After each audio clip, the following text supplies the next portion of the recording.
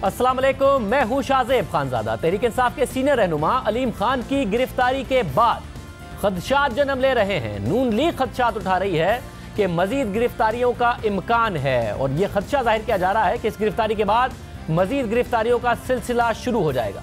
नून league को खदशा है कि अलीम खान की गिरफ्तारी से अपोजिशन रहनुमाओं की गिरफ्तारी की राह हमवार की गई है। नून लीग के रहनुमा और साबिक स्पीकर कौमी असम्बली अयाज सादिक ने द न्यूज़ से बात करते हुए कहा कि अलीम खान की गिरफ्तारी का मकसद आइंदा चंद दिनों में साबिक वजीर आजम शाहिद खाकान अब्बासी की मुमकिना गिरफ्तारी का जवाब पेश करने की कोशिश है। अहम वजीर की गिरफ्तारी के बाद नैब अपोजिशन के दबाव से बाहर आ गई है, क्योंकि अपोजिशन का यह एतराज रहा है कि नैब जानिबदारी का मुजाहरा कर रही है। नैब और हुकूमत का गठजोड़ है। सवाल उठ रहा है कि नैब की तरफ से अलीम खान की गिरफ्तारी के बाद नून लीग के इस एतराज में क्या वजन कम हो गया है। हुकूमत अलीम खान की गिरफ्तारी पर सख्त रद्द-ए-अमल नहीं दे रही, मगर इसे बैलेंसिंग एक्ट जरूर करार दे रही है। पहले ये करार देने में भी हिचकिचा रही थी, मगर बाद में इसको बैलेंसिंग एक्ट जरूर कहा गया। वफाकी वज़ीर इत्तलात फवाद चौधरी ने भी गुज़िश्ता रोज़ हमारे प्रोग्राम में इस बात का एतराफ़ किया था कि अलीम खान की गिरफ्तारी से यह तासुर उभर रहा है कि यह बैलेंसिंग एक्ट है। तो क्या नैब अब इस गिरफ्तारी के बाद मदीद करेगी, क्योंकि कल एक और अहम सियासी शख्सियत की नैब के सामने पेशी है।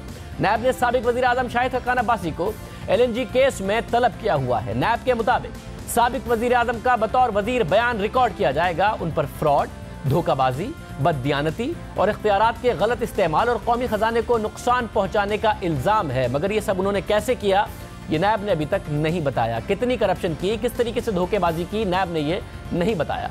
अब नून लीग की तरफ से यह खदशा जाहिर किया जा रहा है कि कल अगर शाहिद खाकान अब्बासी नैब के सामने पेश होते हैं तो उन्हें गिरफ्तार किया जा सकता है। 29 जुलाई 2015 को नैब ने LNG मुआहदे पर मुबैना करप्शन की तहकीकात का ऐलान किया, मगर फिर जुलाई 2017 में तकरीबन 2 साल बाद नैब ने दोबारा इंक्वायरी का ऐलान किया और फिर गुज़िश्ता माह नैब ने शाहिद खाकान अब्बासी के खिलाफ बाकायदा इन्वेस्टिगेशन की मंजूरी दे दी और अब उन्हें कल तलब किया गया है। नून लीग खदशा जाहिर कर रही है कि उन्हें गिरफ्तार किया जा सकता है। गुज़िश्ता रोज गिरफ्तार होने वाले तहरीक इंसाफ के रहनुमा और साबिक सूबाई वजीर अलीम खान साहब अदालत में पेश किया गया। समाअत के दौरान नैब प्रोसिक्यूटर ने अदालत को बताया कि अलीम खान का 2002 में प्राइस बॉन्ड निकला था। 10 करोड़ 90 लाख रुपए अलीम खान के वालिद को बाहर से आमदनी हुई, मगर किसने वो पैसे भेजे ये नहीं बताया गया।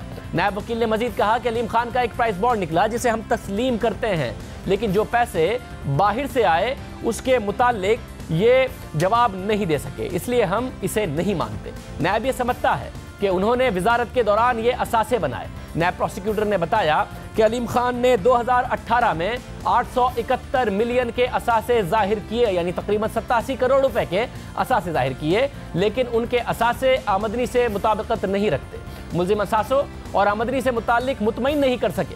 नैब प्रोसिक्यूटर ने मुल्जिम से असासों और आमदनी के ज़राए की तहकीकात के लिए अदालत से जिस्मानी रिमांड की दरख्वास्त की। इस मौके पर अलीम खान के वकील ने मौक़िफ़ अपनाया कि उनके मौकिल के तमाम असासे कानूनी हैं, जिसकी दस्तावेज़ात हमने नैब को खुद दी हैं। नैब ने आज तक ऑफशोर असासों से मुताल्लिक एक सबूत भी पेश नहीं किया। नैब जिन दस्तावेज़ात की बात कर रही है वो हमने खुद फराहम किए। पब्लिक ऑफिस होल्डर होना कोई जुर्म नहीं।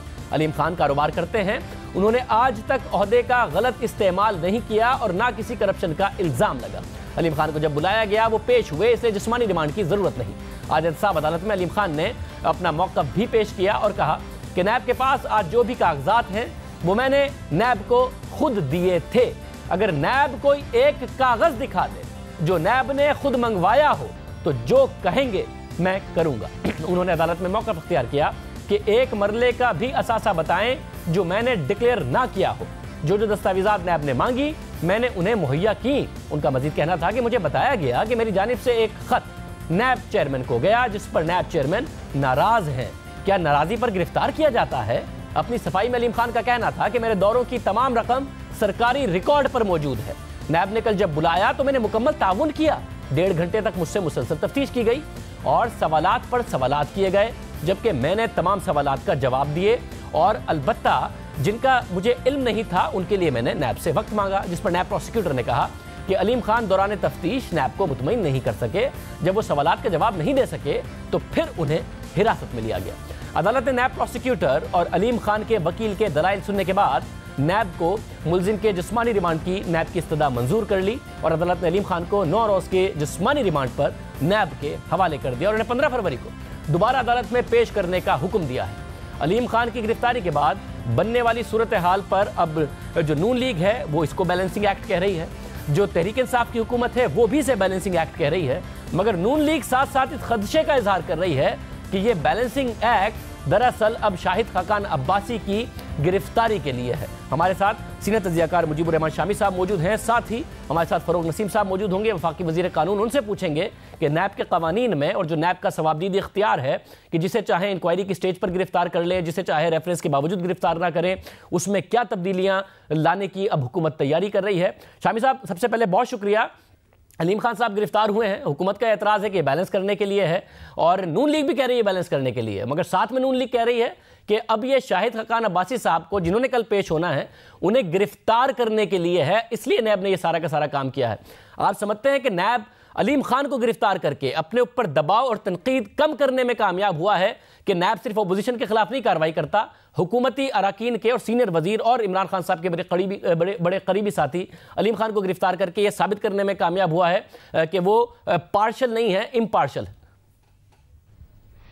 देखिए, मेरा ख्याल नैब की जो क्रेडिबिलिटी है उस पर ज़्यादा सवालात उठ गए हैं, क्योंकि बैलेंसिंग एक्ट के हवाले से तो मुस्लिम लीग नून के रहनुमाओं की तरफ से पहले कहा जा रहा था, साद रफ़ीक साहब जो हैं वो कौमी असम्बली में बयान भी दे चुके हैं इस हवाले से, और ख़ुद अब्दुल अलीम खान भी ये कह रहे थे कि मेरे ख़िलाफ़ कार्रवाई होगी एक तवाज़ुन कायम करने के लिए।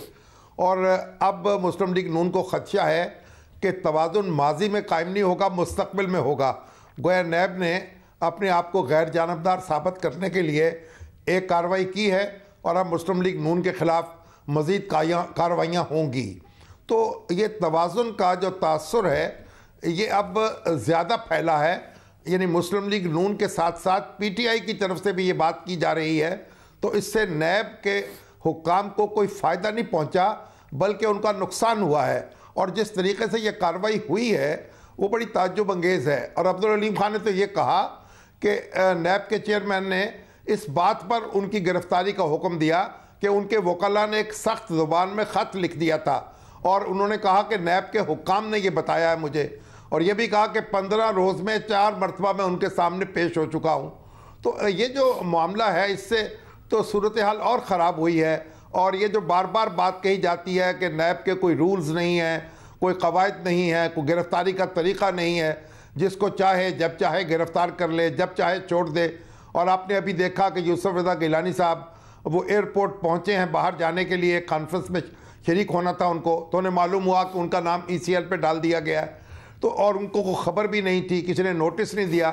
तो ये जो नैब जिस तरीके से कार्रवाइयाँ कर रहा है उससे तो बड़ी एक सूरत हाल ख़राब हुई है, और हमारे अदारे जो हैं उनका भरम जो है बहुत शिद्दत से खुल रहा है, और एक तवाइफुल मलूकी मालूम होती है, कोई मालूम नहीं होता कि अथॉरिटी कहाँ है, और जिसके दिल में जो आता है उसे इस्तेमाल कर लेता है।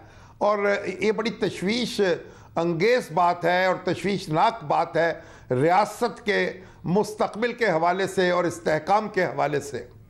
साथ में नैब की तरफ से एक एलामिया भी आया जिसमें उन्होंने कहा कि ऐसा नहीं है, जैसा कि अलीम खान ने कहा कि उनकी तरफ से ख़त लिखा गया उनके वकील की तरफ से जिस पर नैब चेयरमैन नाराज़ हुए इसलिए उन्हें गिरफ्तार किया गया है। ऐसा नहीं है कि इसलिए गिरफ्तार किया गया है, इस तासुर को रद्द कर रहा है नैब जो उनकी तरफ से एलामिया आया है। मगर आप समझते हैं कि अलीम खान की गिरफ्तारी अब मज़ीद नून लीग के लिए मुश्किलात ही लेकर आएगी? बेशक वो कह रहे हैं बैलेंसिंग एक्ट है और अपने तहफ़्फ़ुज़ात का इज़हार कर रहे हैं, क्या उनकी तनकीद में वज़न कम हो गया कि नैब सिर्फ हमारे खिलाफ कार्रवाई करता है?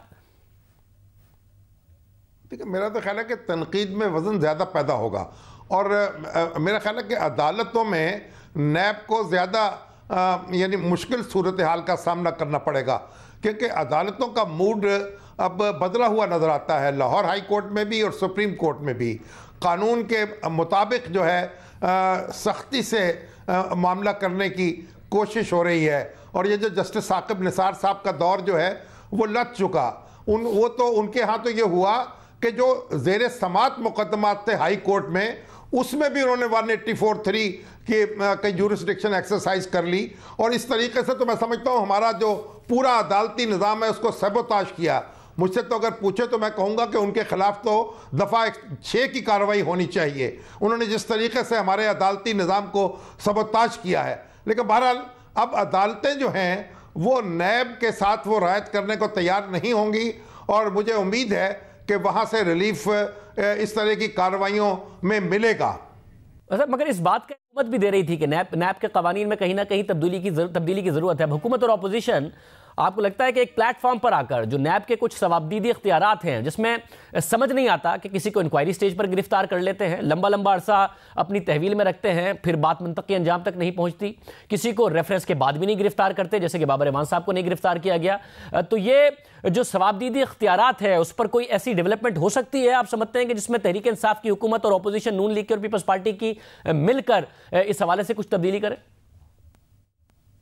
देखिए, बाज़ मामलात में तो सुप्रीम कोर्ट खुद हदायत दे चुकी है, जैसा कि जस्टिस आसिफ सईद खोसला साहब के ये खुद कह चुके हैं कि जो ज़मानत का इख्तियार है वो एहतसाब अदालत को दिया जाए, क्योंकि अभी जो हाई कोर्ट है वो अपनी आर्टिकल 199 की रिट जुरिस्डिक्शन जो है वो एक्सरसाइज करती है और उस पर बहुत बोझ बढ़ गया है ज़मानतों की दरख्वास्तों का।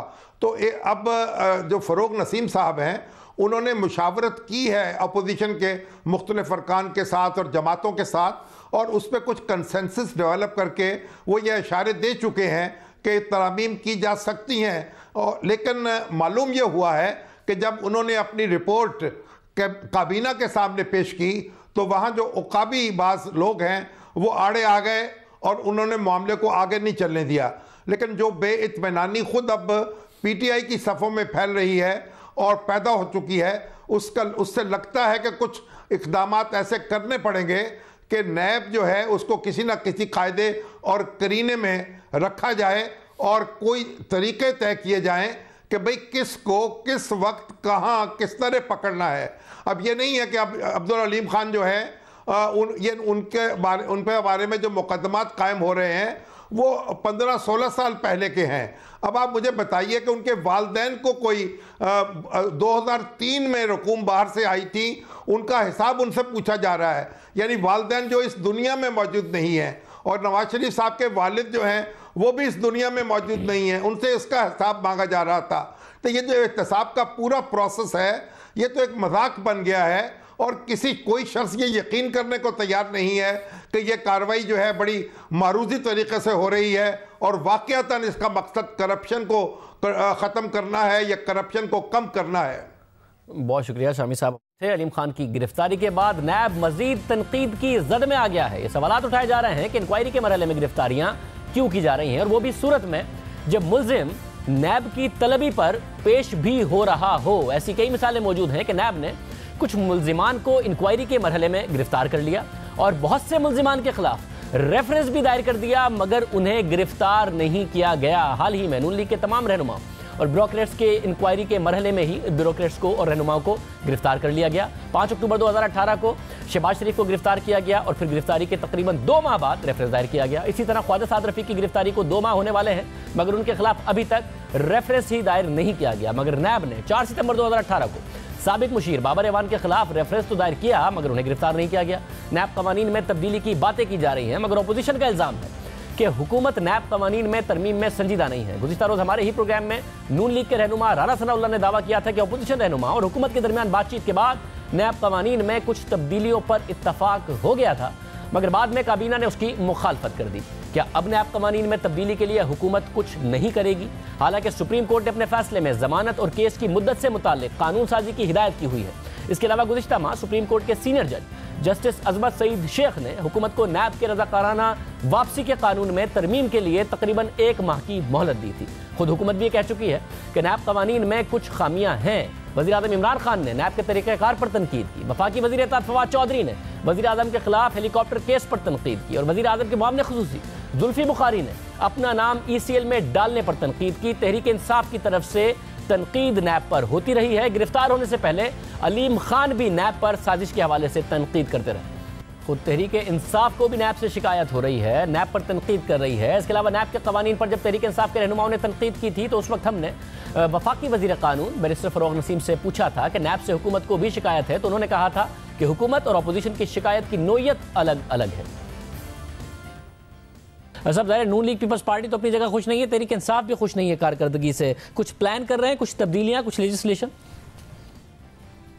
जी हाँ, बिल्कुल प्लान कर रहे हैं। देखें, गवर्नमेंट की शिकायत कुछ और है और अपोजिशन की शिकायत कुछ और है। अपोजिशन की शिकायत शायद ये है कि नैब कार्रवाई ना करे, व्हेयरएज प्राइम मिनिस्टर साहब और गवर्नमेंट ये चाहते हैं कि नैब भरपूर कार्रवाई करे और फोकस्ड कार्रवाई करे, और जहाँ कार्रवाई करे तो उसमें फिर रिज़ल्ट भी उस तरह आए। तो मेरे ख़्याल में दो अलग अलग बातें हैं कि अपोजिशन की जो कंप्लेन है कुछ और है और गवर्नमेंट की कंप्लेन कुछ और है। इसके अलावा वज़ारत कानून नैब कवानीन में बड़ी तब्दीलियों के लिए भी गौर कर रही है। सुप्रीम कोर्ट ने जो अपने फैसले में एतराज़ात उठाए थे, इसको सामने रखते हुए हुकूमत ने अपोजिशन जमातों से मुशावरत की, कुछ मुशावरती इजलास भी हुए। इसके बाद खबरें सामने आई कि कुछ नैब कवानीन में तरामीम पर इत्तफाक हो गया है। हुकूमत और अपोजिशन ने नैब रिमांड की मुद्दत 90 दिन से कम करने पर इत्तफाक कर लिया है, मगर इस हवाले से कोई हतमी मुसव्वदा सामने नहीं आया। अब तक क्या पेशरफ्त हुई है, इस पर बात करेंगे। वफाकी वज़ीर कानून बैरिस्टर फ़रूक नसीम हमारे साथ मौजूद हैं। फ़रूक नसीम साहब, बहुत शुक्रिया। फ़रूक नसीम साहब, जाहिर है नैब के कवानीन के हवाले से जो तब्दीली है, अदालत के ऑब्जर्वेशंस मौजूद हैं, फैसले मौजूद हैं, कुछ तब्दीलियों की बात भी हो रही थी। जब हमने आपसे लास्ट टाइम बात की थी तो आपने कहा था कि हमारा और अपोजिशन का एतराज़ अलग अलग है, मगर अलीम खान हो, जुल्फ़ी बुखारी हो, हेलीकॉप्टर केस पर फवाद चौधरी साहब के बयानात हों जो इमरान खान साहब के खिलाफ केस है, उससे साफ नज़र आ रहा है कि हुकूमत को भी नैब की इनकॉम्पिटेंस पर, जिस तरीके से तहकीक होती है उस पर बहुत ज़्यादा एतराज़ है। जिस तरीके से नून लीग को है या पाकिस्तान पीपल्स पार्टी को है, खैबर पख्तूनख्वा के वज़रा ने भी बहुत ज़्यादा एतराज़ात उठाए। जो हालिया केस है वो कह रहे हैं कि ब्यूरोक्रेसी ने काम करना छोड़ दिया नैब की वजह से। अब अलीम खान साहब गिरफ्तार हो गए बगैर किसी रेफरेंस के, हालांकि वो मुसलसल पेश हो रहे थे, जब जब नैब ने बुलाया तब पेश हो रहे थे। तो कहां तक पहुंचा है नैब के कवानीन में तब्दीली का मामला? आपके सवाल का मैं जवाब देता हूँ, लेकिन सबसे बुनियादी बात जो सामने आप सबके रखनी है वो ये है कि नैब एक इंडिपेंडेंट इदारा है। इसके अंदर ना गवर्नमेंट इंटरफियर करती है ना करेगी, और इसी तरह चाहे अपोजिशन हो, गवर्नमेंट हो, कोई ऐसी एंटिटी हो जिसका अपोजिशन या गवर्नमेंट से ताल्लुक़ नहीं हो, तो किसी तरह भी ये कोई नहीं कह सकता कि नैब जो है वन साइडेड है या एंटी अपोजिशन है या प्रो गवर्नमेंट है। इस कम से कम एपिसोड से ये बात तो सामने आ गई। अलीम खान साहब की क्या क्रिमिनल रिस्पॉन्सिबिलिटी है नहीं है, वो नेचुरली जो इन्वेस्टिगेशन है और जो भी आगे कानूनी चाराजोई होनी है तो उसमें उसका डिटर्मिनेशन होगा, कोई इसको कमेंट नहीं कर सकता। अब आपके सवाल का जवाब मैं जल्दी से दे देता हूँ। काफ़ी इसके अंदर डिस्कशन और डिबेट भी रहा है अपोजिशन के साथ, और बहुत सी चीज़ें ऐसी हैं जिसको गवर्नमेंट जो है सीरियसली उसने कंसिडर भी किया है। ड्राफ्ट भी हमने आपस में, यानी government with in the law ministry, वो चीज़ें फाइनलाइज हो गई हैं, और उसको अब हमने अपोजिशन के साथ एक फ़ाइनल डिस्कशन कर रहे हैं, और फाइनल डिस्कशन के बाद उस ड्राफ्ट को, जिसमें नैब में कुछ ना कुछ अमेंडमेंट तो करना है क्योंकि सुप्रीम कोर्ट के भी कुछ ऑब्जर्वेशंस हैं, ऑर्डर्स हैं, उनकी कंप्लाइंस भी करनी है। जैसे फॉर एग्जांपल बेल के लिए सुप्रीम कोर्ट ऑफ पाकिस्तान की क्लैरिटी से डायरेक्शंस हैं, VR यानी वॉलंटरी रिटर्न और प्ली बारगेन के लिए भी सुप्रीम कोर्ट के डायरेक्शंस हैं, और भी कुछ इश्यूज़ हैं जो अपोजिशन के साथ भी हमारी बात हुई है। जो लॉ मिनिस्ट्री है और प्राइम मिनिस्टर साहब हैं वो भी समझते हैं बहुत सी चीज़ें हैं जिनको हम करेंगे, करना ज़रूरी भी है, लेकिन साथ साथ किसी भी तरह भी नैब को कॉम्प्रोमाइज़ नहीं करना। सिर्फ अगर कहीं कहीं अब्यूज़ है तो उस अब्यूज़ को चेक करना है। मगर जो अब्यूज़ है वो नैब की पूरा जो इदारा है उसके ऊपर सवालात उठा रहा है, जो अब्यूज़ का इल्ज़ाम है।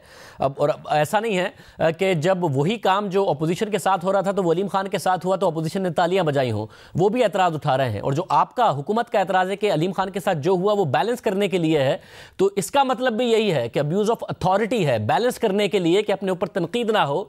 नैब अब्यूज़ ऑफ अथॉरिटी कर रहा है। अलीम खान को काफ़ी अरसे से गिरफ्तार नहीं किया, उन इलेक्शन जीते, चीफ मिनिस्टर बनने की बात आई तो उन्होंने कहा पता नहीं अचानक मुझे बुलाया गया, फिर नहीं बुलाया।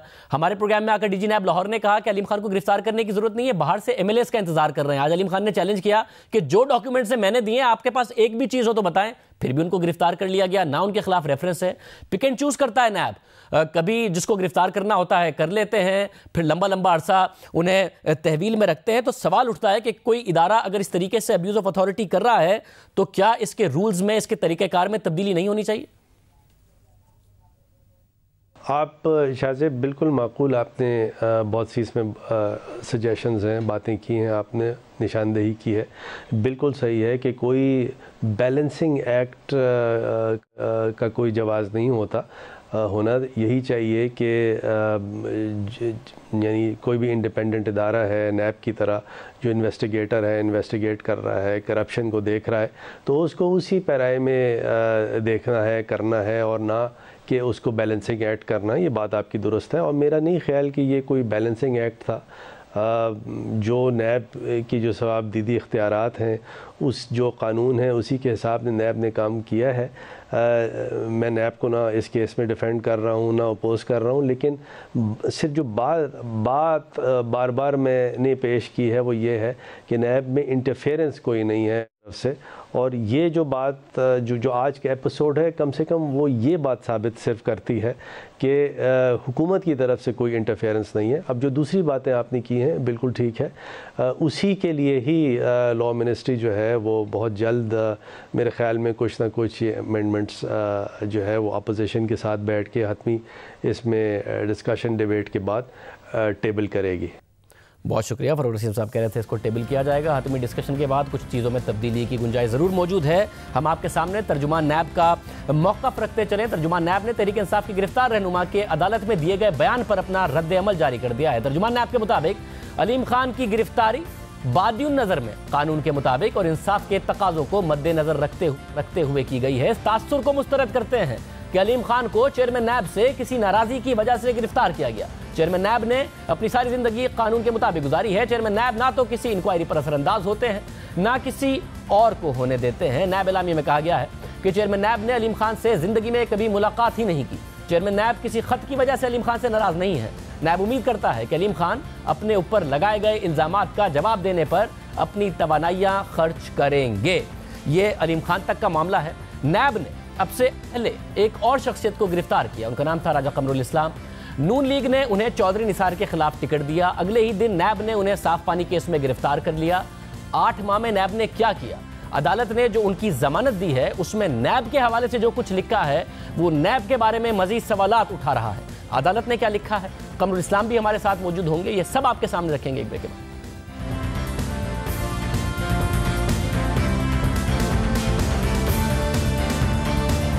तकरीबन 8 माह पहले एक ऐसी गिरफ्तारी हुई थी जिसने इंतखाबात से पहले सियासी तनाज़ा खड़ा कर दिया था। नैब ने आम इंतखाबात से 1 माह पहले 25 जून 2018 को नून लीग के उम्मीदवार राजा कमरुल इस्लाम को गिरफ्तार कर लिया। राजा कमरुल इस्लाम को गिरफ्तारी से एक दिन पहले ही नून लीग ने टिकट जारी किया था और वो नून लीग के ही साबिक रहनुमा और साबिक वजीर दाखिला चौधरी निसार के मुकाबले में इंतखाबात में हिस्सा ले रहे थे। जैसे ही उन्हें गिरफ्तार किया गया, शोर मचा कि उन्हें टारगेट किया जा रहा है। चौधरी निसार के हवाले से शोर मचा, चौधरी निसार ने भी इस हवाले से एतराज़ उठाया और फिर जो कैंपेन थी वो राजा कमरुल इस्लाम के छोटे से बेटे ने की। राजा कमरुल इस्लाम का दावा है कि वो लाहौर टिकट लेने गए तो नैब के सामने भी पेश हो गए, मगर नैब ने उन्हें साफ पानी केस में गिरफ्तार कर लिया। इस गिरफ्तारी के बाद ये एतराज़ उठाया गया कि नून लीग के रहनुमाओं को गिरफ्तार किया जा रहा है और उन्हें इलेक्शन से पहले टारगेट किया जा रहा है। साफ पानी केस में इल्ज़ाम है कि इस मंसूबे में 4 अरब रुपए लगा दिए गए मगर पानी नहीं मिला। तकरीबन 8 माह की गिरफ्तारी के बाद 30 जनवरी को लाहौर हाई कोर्ट ने राजा कमरुल इस्लाम को जमानत पर रिहा करने का हुक्म दिया, मगर उस हुक्म में जो कुछ लाहौर हाई कोर्ट ने नैब के हवाले से लिखा वो बहुत अहम है। राजा कमरुल इस्लाम की दरख्वास्त जमानत पर अदालत ने अपने फैसले में लिखा कि राजा कमरुल इस्लाम और वसीम अजमल के खिलाफ कमीशन या गैर कानूनी फ़ायदा लेने का इल्ज़ाम ही नहीं है। उनके खिलाफ इल्ज़ाम यह है कि उन्होंने पानी के पंप के कॉन्ट्रैक्ट की लागत में तब्दीली की। रूल्स के मुताबिक कॉन्ट्रैक्ट की लागत में तब्दीली करने में कोई गैर कानूनी बात नहीं थी।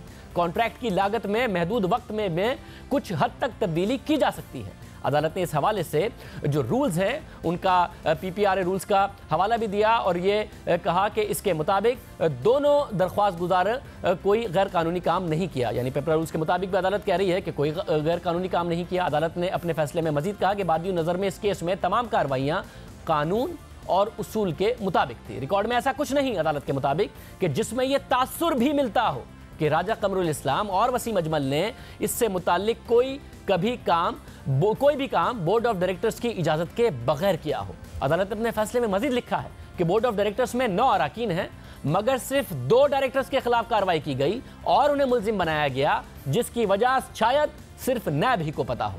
अदालत ने अपने फैसले में कई बार यह लिखा कि दोनों दरख्वास्त गुजारों ने कोई गैर कानूनी काम नहीं किया। अदालत ने अपने फैसले में मजीद लिखा कि बादी नजर में लगता है कि नैब की दोनों दरख्वास्त गुजारों के खिलाफ कार्रवाई बदनीयती पर मबनी थी। हैरानकुन तौर पर अदालत ने अपने फैसले में यह भी लिखा कि सिर्फ बहस के लिए अगर नैब के इल्जामात मान भी लिए जाएं तो यह नैब ऑर्डिनेंस 9A6 के तहत केस ही नहीं बनता। यह है अदालती हुक्म, जिसके बाद नून लीग के रहनुमा राजा कमरुल इस्लाम को जमानत दी गई और वो रिहा हो गए। अब ये बड़ा अहम इल्ज़ाम है जो कि नैब पर लग रहा है। अदालती हुक्म में जो ऑब्जर्वेशंस नैब के हवाले से दिए गए हैं, 8 माह के लिए अपनी इलेक्शन कैंपेन खुद उससे पहले नहीं कर सके, फिर 8 माह के लिए वो नैब की हिरासत में रहे। हमारे साथ मौजूद हैं इंजीनियर कमरुल इस्लाम राजा साहब, रहनुमा नून लीग। बहुत शुक्रिया कमरुल इस्लाम साहब हमें शो में ज्वाइन करने के लिए। साहब, ये 8 माह आपकी गिरफ्तारी रही और उसके बाद अदालत ने जो ऑब्जर्वेशन के मुताबिक कोई गैर कानूनी काम नहीं किया, कोई ऐसी बात नहीं थी, रूल्स के मुताबिक चले, बोर्ड ऑफ गवर्नर्स का था। तो 8 माह में आपसे क्या तहकीक की, नैब ने क्या पूछा और क्या निकाला? मैं तकरीबन 60 दिन उसमें जिस्मानी रिमांड पे रहा। और दूसरी बात जो मैं एक तस्हीह थोड़ी सी करना चाहता हूँ कि हमने जो कीमत में तब्दीली हुई थी, जिसका अदालत ने कहा कि ये कोई इसमें इल्लीगैलिटी नहीं है, वो कीमत में तब्दीली ऊपर की तरफ नहीं हुई थी बल्कि नीचे की तरफ हुई थी। और वो कॉन्ट्रैक्ट उसमें तकरीबन 16 करोड़ की कीमत कम कराई गई थी, यानी सरकारी ख़जाने को नुकसान नहीं हुआ था बल्कि फ़ायदा हुआ था। तो ये वाज़ेह अदालत के हुक्म में लिखा हुआ है कि कीमत में कमी कराई गई थी आफ्टर लोएस्ट बिड। एक ओपन बिडिंग हुई उसके मुताबिक, उसके बाद उस ओपन बिडिंग के बाद लोएस्ट बिडर को कॉन्ट्रैक्ट अवार्ड किया गया। और दूसरी एक तस्हीह मैं ये करूँगा कि बोर्ड ऑफ डायरेक्टर्स में तकरीबन कोई 20 के लगभग अरकान थे, जिसमें से 15 उस दिन हाजिर थे जो आपने 9 फरमाया। इसके अलावा 6 एक्स ऑफिशियो मेंबर्स भी थे जो कि प्रोविंशियल सेक्रेटरीज थे और उनके नुमाइंदगान थे। तो इसलिए उनमें से जो फैसला लिखा है वो हमने सामने रखा, मगर साथ में बताएगा कि उस वक्त भी आप लोगों की तरफ से कहा गया था कि भाई हमने तो कॉन्ट्रैक्ट में कमी की है और जो कीमत है उसमें लागत में कमी ही की है, बढ़ाया नहीं है। किस बुनियाद पर गिरफ्तार किया जा रहा है? मगर नैब ने फिर भी किया 8 माह, जिसमें 60 दिन उनका अपना रिमांड। तो क्या नैब ने कुछ हकाइक आपके सामने रखे या आपसे कुछ हकाइक लेने में कामयाब हुआ? कितनी लंबी तहकीक आपसे हुई? उसमें तो कोई हकायक की ज़रूरत नहीं थी, everything was in black and white. वो जो एक सामने मिनट्स थे मीटिंग्स के, हर मिनट मीटिंग में लिखा हुआ था। हमारे पास भी जो कुछ दस्तयाब था या ज़ाहिर है रिकॉर्ड नहीं था, हमने भी उन्हें बताया।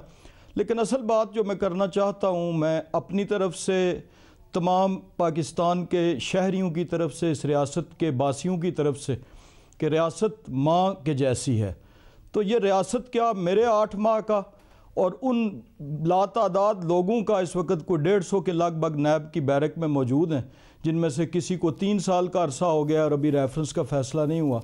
जब ये कहा गया कि इसमें ज़मानत नहीं होगी, जब ये कानून बनाया गया, तो उसके साथ विज़डम क्या थी, हिकमत ये थी कि उसके साथ एक दूसरा पहलू भी था। वो ये था कि डे टू डे ट्रायल के बाद एहतसाब अदालत shall decide the reference within 30 days. अब ये दोनों चीज़ें मिला के पढ़ी जाती तो फिर तो किसी को कोई एतराज़ ना होता कि ज़मानत का हक़ ना दिया जाए और 30 दिन में मुजरम को सज़ा दी जाए और जो बेगुनाह साबित हो वो बरी हो जाए।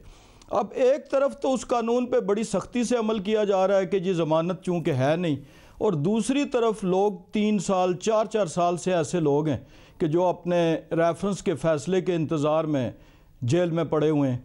और मेरा ये एक सवाल है लीडर ऑफ़ द अपोजिशन से, तमाम पार्लिमानी पार्टीज़ के लीडर से, माजी की हुकूमतों से और आज की हुकूमत और आज के वज़ीर कानून जो यहाँ पर अभी तशरीफ़ लाए हुए थे, कि क्या ये बुनियादी हकूक़ की खिलाफ वर्जी नहीं है कि जहाँ पर कत्ल के, दहशतगर्दी के जो लोग हैं उनके लिए तो ज़मानत का हक़ मौजूद हो, और एक ऐसे लोग जिसमें से शायद मैं एक मिसाल दूंगा कि फ़र्ज़ किया मैं आखिर ट्रायल के बाद बेगुनाह निकलता हूँ, तो मेरा वो जो मेरी साख थी, मैंने पिछली दफ़ा इलेक्शन 2013 में मैंने अपने सूबाई में 2 दफ़ा सूबाई असम्बली का मेंबर रहा 10 साल, तो मैंने पंजाब भर में सबसे ज़्यादा वोट और लीड हासिल की थी।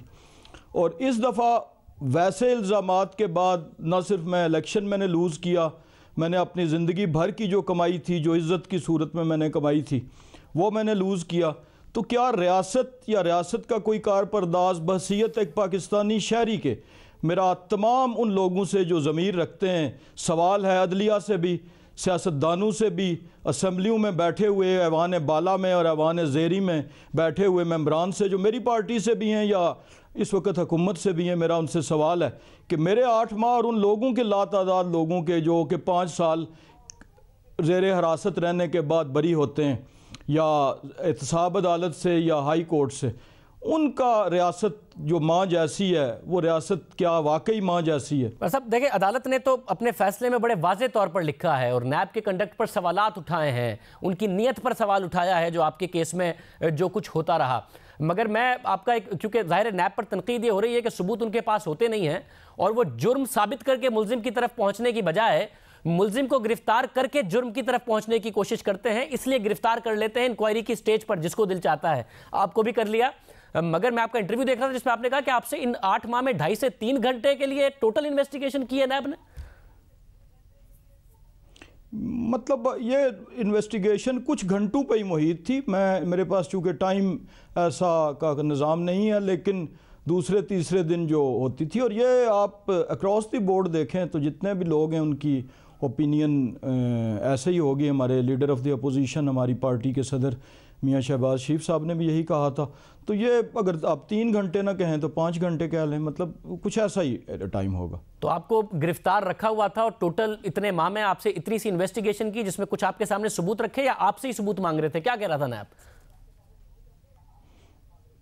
मतलब यही क्वेश्चन होता था कि ये काम क्या, या जो भी इन्वेस्टिगेशन का एक सवालात हैं, लेकिन सवालात तो वही होते हैं जो ऑलरेडी रिकॉर्ड में मौजूद हैं। वाइट कॉलर क्राइम तो ऑब्वियसली आपने कोई आला कत्ल तो बरामद करना नहीं होता कि जी आपने कोई पिस्तौल बरामद करनी है, उसमें तो वही रिकॉर्ड होता है जो ऑलरेडी उनके पोजीशन में होता है। तो ऑब्वियसली उसके बाद मैं समझता हूँ ये कोई एक तरफा सिर्फ नैब का ही कसूर नहीं है। मैं समझता हूँ कि ये कानून में हमारे जो सुकम है, चूँकि ये कानून एक आमर के दौर में बनाया गया और उस वक्त तो उसका वाज़े मकसद था, और तारीख़ हमें, हमारी सियासी तारीख़ बताती है कि नैब को किस मकसद के लिए इस्तेमाल किया गया माजी में। मतलब नून लीग की 5 साल हुकूमत थी, उससे पहले पीपल्स पार्टी की थी। कानून आपको बदल देना चाहिए था, नहीं बदला तो आप लोगों की अपनी भी जिम्मेदारी है। मगर आपने इस इंटरव्यू में जिक्र किया है कि कुछ दिन पहले एक तस्वीर बहुत वायरल हुई थी और बड़ी अफसोसनाक तस्वीर थी।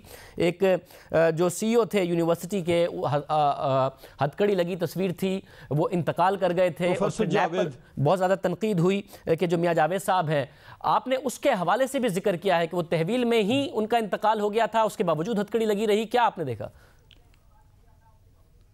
ये जेल के सेल में उनका इंतकाल, हम सारे लोग सेल के लोग नमाज जुमा के लिए गए, तो जब वापस आए तो वो उनके गालबन ब्रेन हेमरेज हुआ, तो वो उनका थोड़ी ब्लीडिंग भी हुई थी और ही वाज डेड।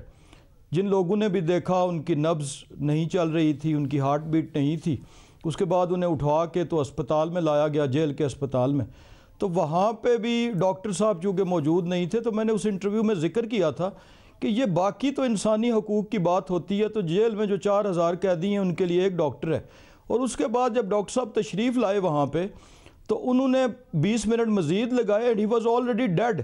तो ये जो मैंने सिर्फ एक तस्हीह की थी कि जो मीडिया ने कहा कि उनकी मौत के बाद हथकड़ी उतारी नहीं गई, तो मैंने तो ये सवाल उठाया था कि वो हथकड़ी उनको लगाई डेड बॉडी को गई, और just to prevent jail authorities ने कि ये ना हो कि जेल के अंदर उनकी वफ़ात हुई है, तो उनको उन्होंने फॉरवर्ड किया टू द हॉस्पिटल और हथकड़ी लगा के उसको ज़िंदा इंसान एक शो करके अस्पताल भेज दिया ताकि उसकी वफ़ात ये ना हो। तो ये उससे भी बड़ा अलमिया है कि बाकी बड़े अफसोस की बात है। आप ये कह रहे हैं कि आप सबने देखा कि उनकी तबीयत ख़राब हुई, अटैक हुआ और वफ़ात पा गए थे, उसके बावजूद उन्हें हॉस्पिटल ट्रांसफ़र करने के लिए उनकी हथकड़ी लगाई गई ताकि ये इल्ज़ाम ना लग जाए कि ये लगाई गई बाद अज़ मौत, और जी ताकि इस इल्ज़ाम से और मैं समझता हूँ कि जो नैब की बैरक में इस वक्त जो वहाँ पे सैकड़ों कैदी मौजूद हैं, उनमें से दर्जनों इस चीज़ के गवाह हैं। बल्कि जब हम सारे हॉस्पिटल उनके साथ पहुँचे तो हॉस्पिटल में भी उनकी जो पल्स थी वो बिल्कुल ज़ीरो थी। उनको जब वो मशीन लगाई गई जो पल्स रेटिंग वाली होती है, तो उस पर भी वो ज़ीरो शो कर रहा था। तो ये लाश को हथकड़ी लगा के और जस्ट डॉक्टर साहब ने उनको रिकमेंड किया, भेजा उनको कि जी वो अस्पताल ले जाएं, और वो लाश को हथकड़ी लगा के गए। और इस तरह मतलब अस्पताल में जो सेहत की सूरत हाल है, दीगर मामलात हैं, तो ये बेसिकली सोसाइटी, एक सिविलाइज सोसाइटी जहाँ पर इंसानी हकूक़ हैं। आखिर वो किसी का वालिद था, उनके बच्चे थे, और वो क्या कर रहा था, वो तालीम बांट रहा था, उसका कोई और कसूर नहीं था, तालीम दे रहा था। अगर फ़र्ज़ किया कोई कानून की खिलाफ वर्जी हुई भी थी तो तालीम के मैदान में हुई थी, तालीम दे रहे थे, उसका जुर्म यह था, और वो जेल से उनकी लाश को हथकड़ी समेत बाहर भेजा गया।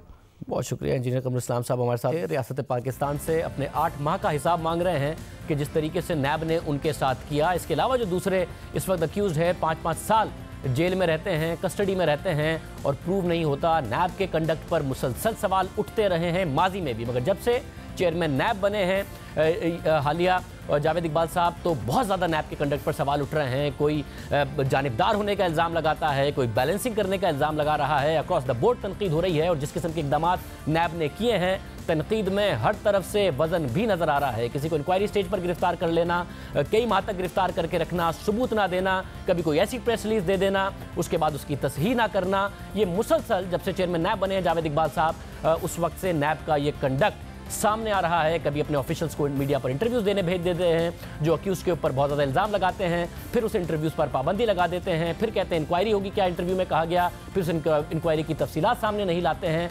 जब से चेयरमैन नैब बने हैं मुसलसल नैब को मुतनाज़ किए जा रहे हैं और नैब के कंडक्ट पर मुसलसल सवाल उठ रहे हैं। प्रोग्राम में एक ब्रेक शामिल करते हैं, मज़ीद अहम मामलों पर बात करेंगे एक ब्रेक के बाद।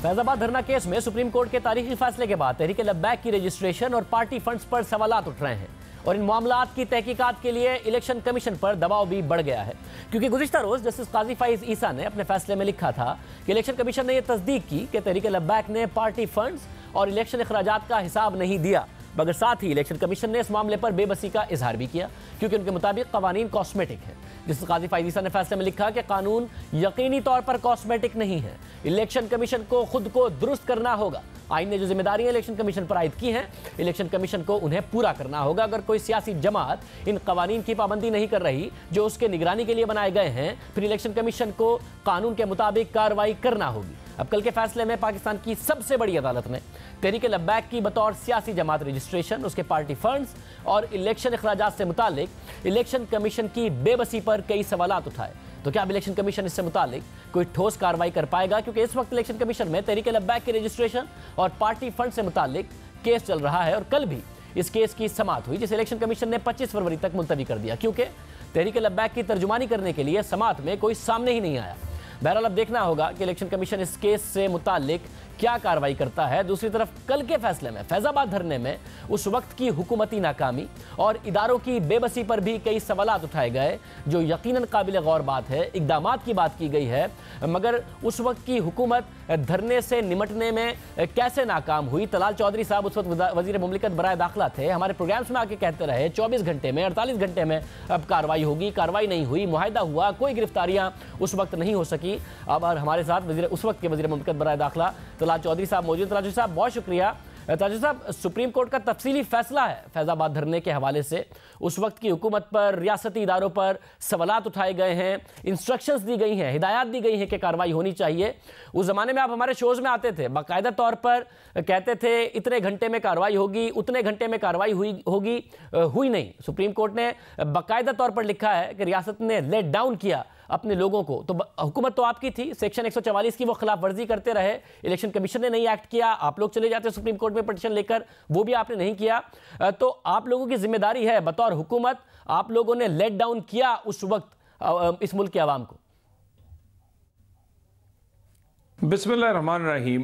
शाहज़ेब, बिल्कुल उस वक़्त हमारी ज़िम्मेदारी थी, मगर हमारी नाकामी जो उस वक़्त हुई, उस वक़्त एक ऐसा मुआहदा भी हुआ जिसको बड़ा तनकीद का निशाना बनाया गया और उसके बाद इस तरह के वाक़यात भी हुए, मगर आप याद करें हमें सिंगल आउट किया गया और हमें सिंगल आउट करके ना सिर्फ हमें निशाना बनाया गया हमारी हुकूमत को, हमारे लीडरान को, उसके बाद वो हमारे इंडिविजुअल घरों तक को हमले किए गए। बाद में ना सिर्फ उस हुकूमत तक बल्कि उस हुकूमत के बाद इस इलेक्शन में भी हमारे खिलाफ जो कैंडिडेट जो कैंपेन चलाई गई उसमें हमारी ज़ाती अमलाक या ज़िंदगी से लेकर दौ पर रही। और उसके बाद जो हमें नुकसान हुआ, बहुत सारा हमारा वोट बैंक जो था उसे गलत तरीके से बहका कर वो हमसे छीना गया और हमारी बेशुमार सीटें भी उसकी वजह से हम लूज कर गए। हमने उस वक्त भी कहा था कि हमने अपना जो हलफ उठाया हुआ है, जो हमारी जिम्मेदारी है हुकूमत के तौर पे, वो पूरी करने की कोशिश की। हम उस वक्त भी कहते थे कि कई मामलात जो होते हैं वो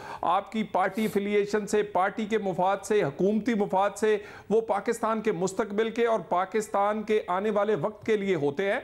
और हम उस वक्त ये बार बार कहते रहे और हमारा मौक़िफ़ कि जो फैसला आया है उसमें बहुत सारी चीज़ें जो उस वक्त हमारा मौक़िफ़ था वो रिफ्लेक्ट करता है। और मैं समझता हूँ इस फैसले में अभी भी हमें पॉजिटिव लेना चाहिए। इसमें दो चीज़ें टेक होम पॉइंट्स हैं। एक, सबसे पहली ये बात कि किसी वक्त भी मुल्की मफाद के लिए और मुस्तकबिल के लिए कभी भी पार्टी लेवल से ऊपर आकर देखना चाहिए और सिर्फ किसी पार्टी को गिराने के लिए, उसकी हुकूमत गिराने के लिए इस हद तक नहीं जाना चाहिए कि मुस्तकबिल में के लिए आपके लिए प्रॉब्लम्स बने। और दूसरी बात यह कि अदारों को आइन और कानून के तहत हुकूमतों के साथ कोऑपरेट और हुकूमतों के कहने पर अमल करना चाहिए और वक्ती तौर पर ऐसा कोई जाती इनफरादी अमल नहीं करना चाहिए जिससे मुस्तकबिल में मामला पैदा हुए। और आपने देखा यही पार्टी फिर हुकूमत के लिए उसी तरह जो कि बेनिफिशरी है इस वक्त पीटीआई की, उसके लिए प्रॉब्लम बनी, उसने धरने दिए, बल्कि उसके साथ अदारों के लिए बगावत तक गई।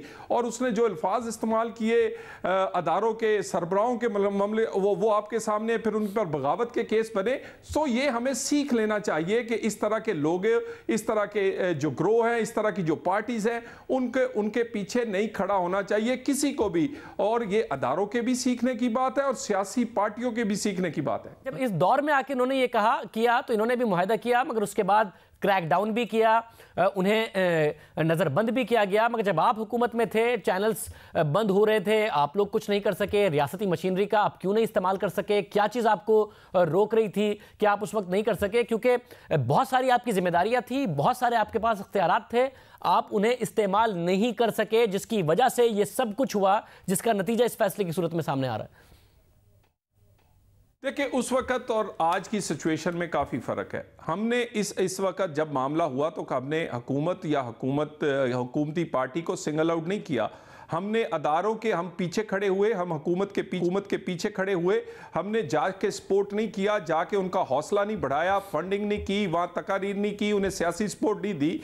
उस वक्त हमें सिंगल आउट किया गया, जानबूझकर किया गया, सिर्फ हमें सियासी तौर पर नुकसान पहुँचाने के लिए। और उस वक्त जो आप कहते हैं कि उस वक्त अदारों ने क्या किया, किसी इंडिविजुअल ने क्या किया, देखें जो हमारा ओथ है हमने उसकी पासदारी की। हमने बहुत सारी चीज़ें मैंने भी स्टेट मिनिस्टर, मेरे जो फेडरल मिनिस्टर थे एहसन इकबाल साहब, उन्होंने तो हालांकि उसको भुगता, उनकी तो जान जाने लगी थी इसी वजह पर वो, लेकिन हमने वो अपने दिल में रखी, दफन रखनी। हमने अदारों को डिफेंड किया, फ्लोर ऑफ द हाउस भी, मीडिया के सामने भी, मगर कई ऐसी चीज़ें जो इस्लाह के लिए थी वो हम अदारों को कहते रहे। और मैं आज भी कहूँगा हमें इस बात से हट के चले, हमें ज़ाती तौर पे नुकसान हुआ, हमारी पार्टी को नुकसान हुआ, हमारी हुकूमत को नुकसान हुआ, उसके बावजूद हमें आज ये कम से कम सीख लेना चाहिए कि ऐसा नहीं करना। जो अदारे हैं उन्हें आइन और कानून के अंदर रहना चाहिए और इस तरह के ग्रो और इस तरह की जो गैर कानूनी चीज़ें उन्हें कभी सपोर्ट नहीं। और सबसे बड़ी बात जो सियासतदानों के लिए, ये इसी तरह 12 मई से सीखा होता तो पहला धरना ना होता, पहले धरने से सीखा होता तो दूसरा ना, ये फैजाबाद ना होता।